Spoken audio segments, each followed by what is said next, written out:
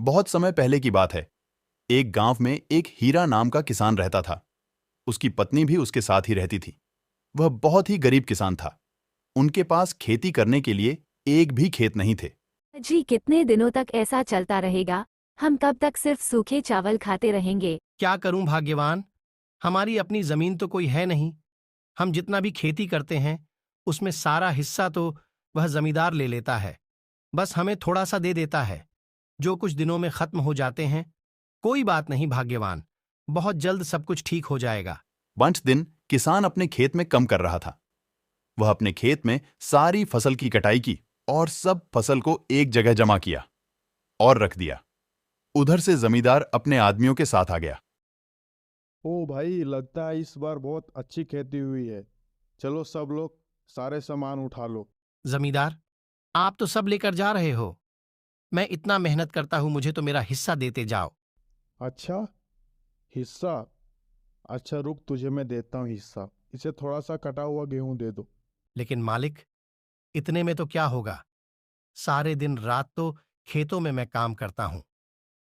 जो कुछ भी होता है आप सारे खुद ले जाते हो और हमें कुछ नहीं देते। मेरे घर में भी परिवार है मालिक, हमारा गुजारा कैसे होगा? मुझे और ज्यादा हिस्सा चाहिए। ठीक है, तुझे देता हूँ और हिस्सा। जो भी इसको दिए हो सब छीन लो। और अब मैं तुम्हें देखता हूँ कौन सा जमींदार तुम्हें अपने खेत में खेती करने देता है। और मैं तो तुम्हें वो अपने खेत में खेती करने नहीं दूंगा। इतना कहने के बाद जमींदार वहां से चला गया।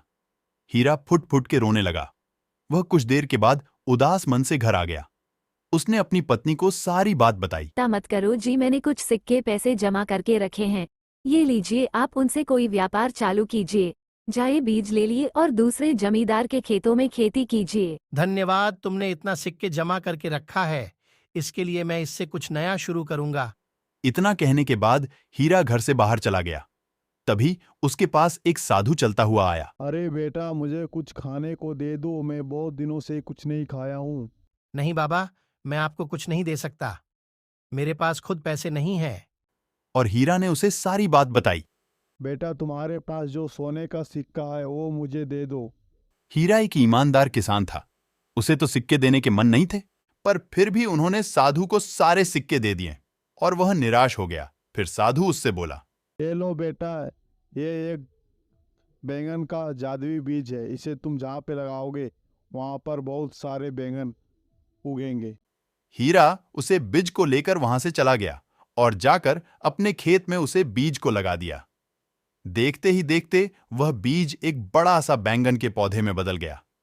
कुछ दिन बाद हीरा उसे बैंगन को तोड़ने गया, पर वह सारे बैंगन तोड़ दिया और वह जितने बैंगन तोड़ता उसमें उतने और बैंगन आ जाते। उसे कुछ समझ में नहीं आ रहा था।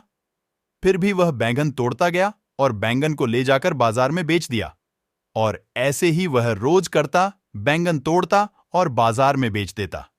वह देखते ही देखे बहुत अमीर आदमी बन गया। वह एक बहुत बड़ा व्यापारी बन गया। उसने बहुत सारी जमीन खरीद ली।